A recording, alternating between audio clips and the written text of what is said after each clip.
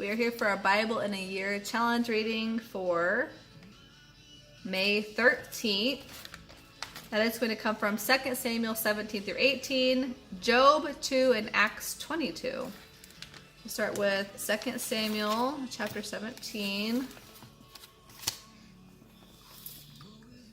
Now Ahithophel urged Absalom, "Let me choose 12,000 men to start out after David tonight.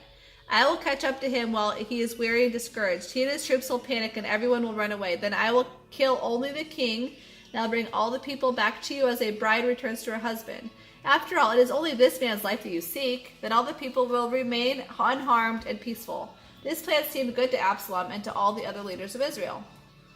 Hushai counters Ahithophel's advice. But then Absalom said, "Bring in Hushai the Archite. Let's see what he thinks about this." When Hushai arrived, Absalom told him what Ahithophel had said. Then he asked, "What is your opinion? Should we follow Ahithophel's advice? If not, speak up." "Well," Hushai replied, "this time I think Ahithophel has made a mistake. You know your father and his men, they are mighty warriors. Right now they are probably as enraged as a mother bear who has been robbed of her cubs. And remember that your father is an experienced soldier. He won't be spending the night among the troops. He is probably already hidden in some pit or cave, and when he comes down and attacks and a few of your men fall, there will be panic among your troops, and everyone will start shouting that your men are being slaughtered. Then even the bravest of them, though they have the heart of a lion, will be paralyzed with fear. For all Israel knows what a mighty man your father is and how courageous his warriors are. I suggest that you mobilize the entire army of Israel, bringing them from as far away as Dan and Beersheba. That way you will have an army as numerous as the sand on the seashore. And I think you should personally lead the troops. When we find David, we can descend on him like the dew that falls to the ground, so that not one of his men is left alive. And if David has escaped into some city, you will have the entire army of Israel there at your command. And we can take ropes and drag the walls of the city into the nearest valley until every stone is torn down." Then Absalom and all the leaders of Israel said, "Hushai's advice is better than Ahithophel's." For the Lord had arranged to defeat the counsel of Ahithophel, which really was the better plan, so that he could bring disaster upon Absalom. Hushai warns David to escape. Then Hushai reported to Zadok and Abiathar the priests what Ahithophel had said and what he himself had suggested instead. "Quick," he told them, "to find David and urge him not to stay at the shallows of the Jordan River tonight. He must go across at once to the wilderness beyond, otherwise he will die and his entire army with him." Jonathan and Ahimaaz had been staying at En-Rogel so as not to be seen entering and leaving the city. Arrangements had been made for a servant girl to bring them the message they were to take to King David. But a boy saw them leaving En-Rogel to go to David, and he told Absalom about it. Meanwhile, they escaped to Bahurim, where a man hid them inside a well in his courtyard. The man's wife put a cover over the top of the well with grain on it to dry in the sun, so no one suspected they were there. When Absalom's men arrived, they asked her, "Have you seen Ahimaaz and Jonathan?" She replied, "They were here, but they crossed the brook." Absalom's men looked for them without success and returned to Jerusalem. Then the two men crawled out of the well and hurried on to King David. "Quick," they told him, "cross the Jordan tonight." And they told him how Ahithophel had advised that he be captured and killed. So David and all the people with him went across the Jordan River during the night, and they were all on the other bank before dawn. Meanwhile, Ahithophel was publicly disgraced when Absalom refused his advice. So he saddled his donkey, went to his hometown, set his affairs in order, and hanged himself. He died there and was buried beside his father. David soon arrived at Mahanaim. By now, Absalom had mobilized the entire army of Israel and was leading his troops across the Jordan River. Absalom had appointed Amasa as commander of his army, replacing Job, who had been commander under David. Amasa was Job's cousin. His father was Jether, an Ishmaelite. His mother Abigail, daughter of Nahash, was the sister of Job's mother Zeruiah. Absalom and the Israelite army set up camp in the land of Gilead.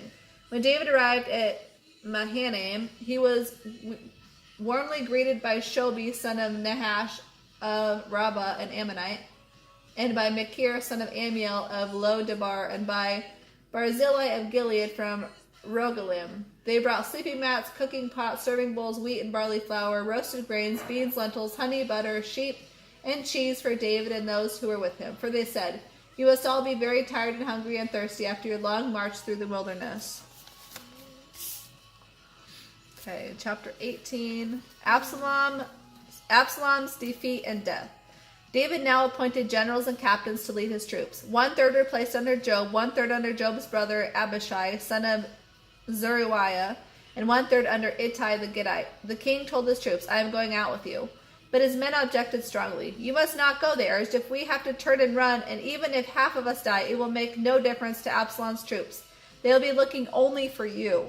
You are worth 10,000 of us, and it is better that you stay here in the city and send us help if we need it. If you think that's the best plan, I'll do it, the king finally agreed. So he stood at the gate of the city as all the divisions of troops passed by.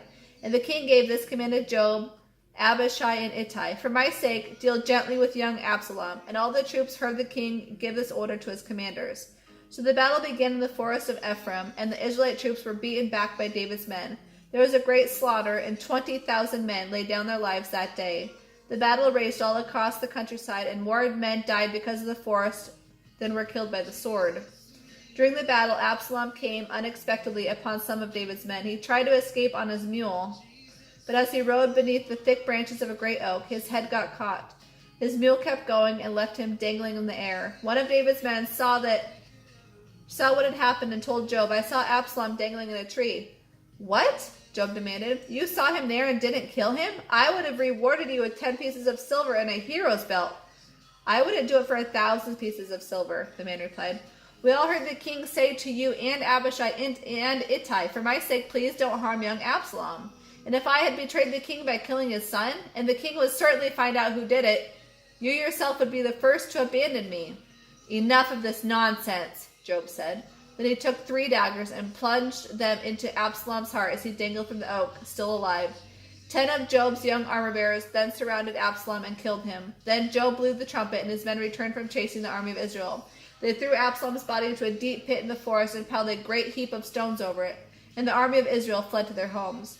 During his lifetime, Absalom had built a monument to himself in the king's valley, for he had said, I have no son to carry on my name. He named the monument after himself, and it is known as Absalom's monument to this day. David mourns Absalom's death. Then Zadok, son of Ahimaaz, said, Let me run to the king with the good news that the Lord has saved him from his enemy Absalom. No, Joab told him. It wouldn't be good news to the king that his son is dead. You can be my messenger some other time, but not today. Then Joab said to a man from Cush, Go tell the king what you have seen. The man bowed and ran off. But Ahimaaz continued to plead with Joab, Whatever happens, please let me go too. Why should you go, my son? Joab replied. There will be no reward for you. Yes, but let me go anyway, he begged. Joab finally said, All right, go ahead. Then Ahimaaz took a shortcut across the plain of the Jordan and got to Mahanaim ahead of the man from Cush. While David was sitting at the city gate, the watchman climbed to the roof of the gateway by the wall. As he looked, he saw a lone man running toward him. He shouted the news down to David, and the king replied, If he is alone, he has news. As the messenger came closer, the watchman saw another man running toward them. He shouted down, Here comes another one! The king replied, He also will have news. The first man runs like Ahimaaz, son of Zadok, the watchman said. He is a good man and comes with good news, the king replied.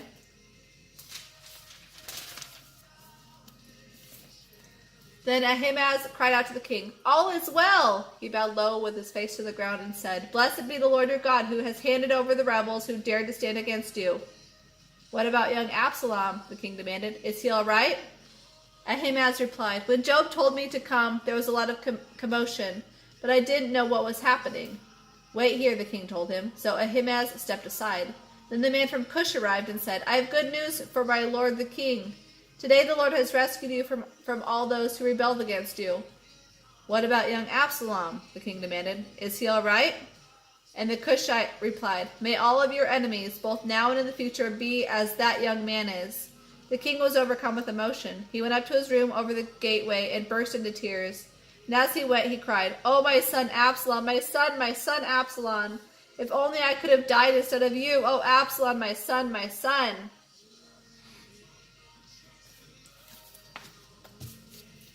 Okay, in Job chapter 2. Job's second test. One day the angels came again to present themselves before the Lord, and Satan the accuser came with them. Where have you come from? The Lord asked Satan. And Satan answered the Lord, I have been going back and forth across the earth watching everything that's going on. Then the Lord asked Satan, Have you noticed my servant Job? He is the finest man in all the earth, a man of complete integrity. He fears God and will have nothing to do with evil, and he has maintained his integrity, even though you persuaded me to harm him without cause." Satan replied to the Lord, "Skin for skin. He blesses you only because you bless him. A man will give up everything he has to save his life, but take away his health, and he will surely curse you to your face." "All right, do with him as you please," the Lord said to Satan, "but spare his life." So Satan left the Lord's presence, and he struck Job with a terrible case of boils from head to foot. Then Job scraped his skin with a piece of broken pottery as he sat among the ashes. His wife said to him, "Are you still trying to maintain your integrity? Curse God and die." But Job replied, "You talk like a godless woman. Should we accept only good things from the hand of God and never anything bad?" So in all this, Job said nothing wrong. Job's 3 friends share his anguish. 3 of Job's friends were Eliphaz the Temanite, Bildad the Shuhite, and Zophar the Naamathite. When they heard of the tragedy he had suffered, they got together and traveled from their homes to comfort and console him. When they saw Job from a distance, they scarcely recognized him. Wailing loudly, they tore their robes and threw dust into the air over their heads to demonstrate their grief. Then they sat on the ground with him for 7 days and nights. And no one said a word, for they saw that his suffering was too great for words. And Acts 22. Oh. Okay, so Paul is going to talk to the crowd as he's being arrested. "Brothers and esteemed fathers," Paul said, "listen to me as I offer my defense." When they heard him speaking in their own language, the silence was even greater. "I am a Jew, born in Tarsus, a city in Sicilia, and I was brought up and educated here in Jerusalem under Gamaliel. And at his feet I learned to follow our Jewish laws and customs very carefully. I became very zealous to honor God in everything I did, just as all of you are today. And I persecuted the followers of the way, hounding some to death, binding and delivering both men and women to prison. The high priest and the whole council leaders can testify that this is so. For I received letters from them to our Jewish brothers in Damascus, authorizing me to bring the Christians from there to Jerusalem in chains to be punished.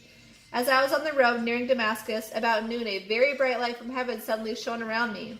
I fell to the ground and heard a voice saying to me, 'Saul, Saul, why are you persecuting me?' 'Who are you, sir?' I asked. He replied, 'I am Jesus of Nazareth, the one you are persecuting.'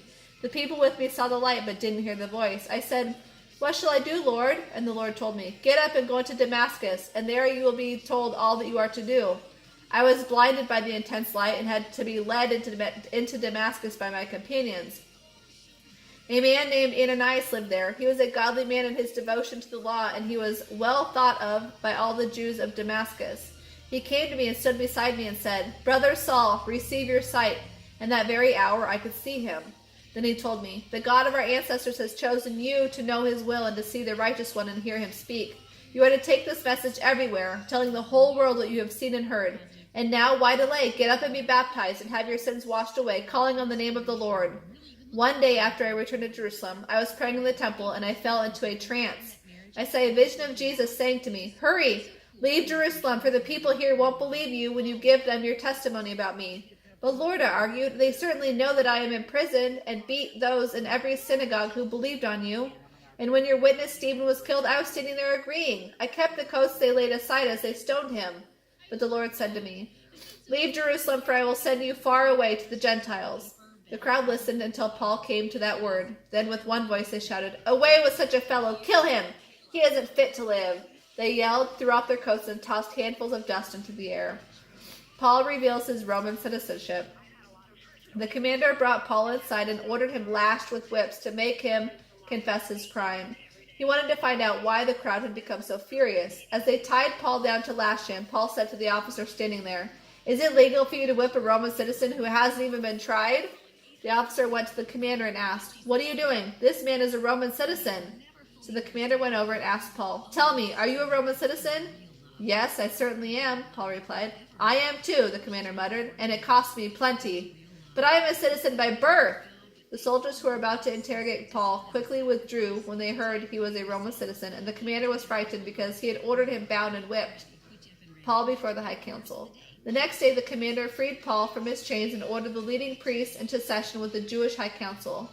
He had Paul brought in before them to try to find out what the trouble was all about.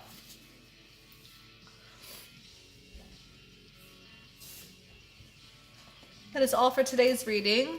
For May 14th, it says, reflect on God as shepherd. We'll see you next time.